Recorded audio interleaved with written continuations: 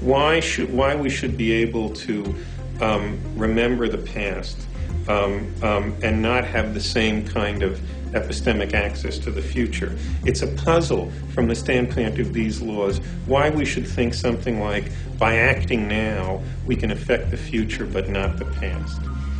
These things, that we have a different kind of epistemic access to the past and the future, that we have a different kind of control by acting now over the future than we do over the past, these things are so fundamental to the way we experience the world that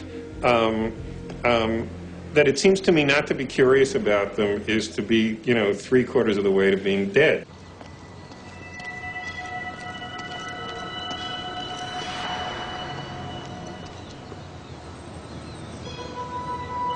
You want to shoot some hoops?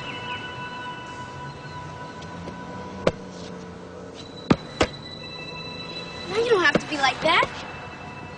Come on and play. Look, he likes you. Don't you have time for a little one-on-one?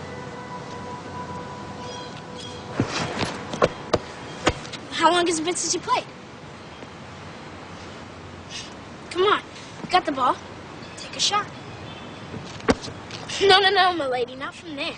It's out of bounds. Gotta be on the court to be in play.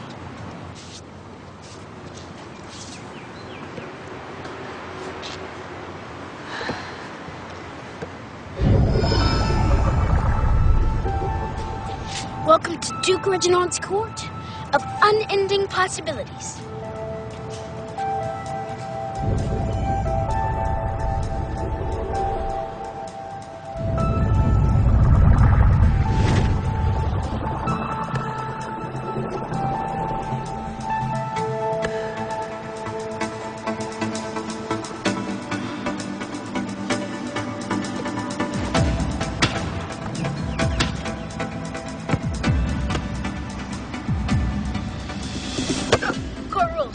Gotta sink the last one. The hook. It never touched you. Right. And it's not solid. This ball is mostly empty. In fact, the universe is mostly empty.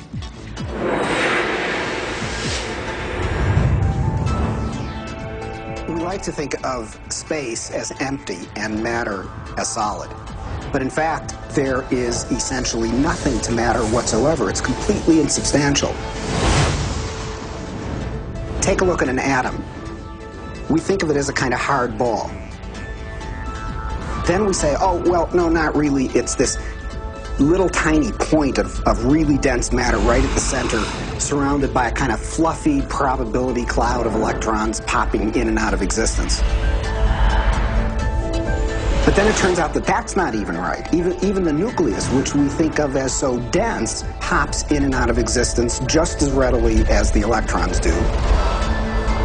The most solid thing you can say about all this insubstantial matter is that it's more like a thought. It's like a concentrated bit of information. What makes up things are not more things, but what makes up things are ideas, concepts, information. And like I said, it never touches.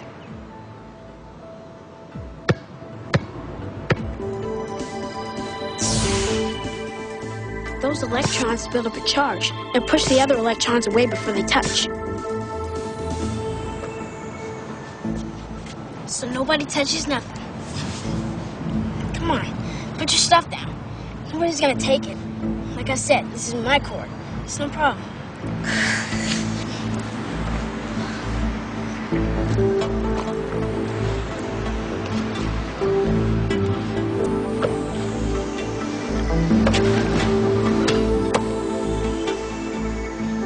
How long has it been? I think. It's only in conscious experience that it seems that we move forward in time. In quantum theory, you can also go backwards in time. You can always go back in time.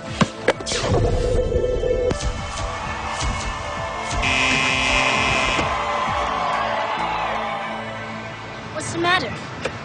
Remember, it's empty. How do you know this?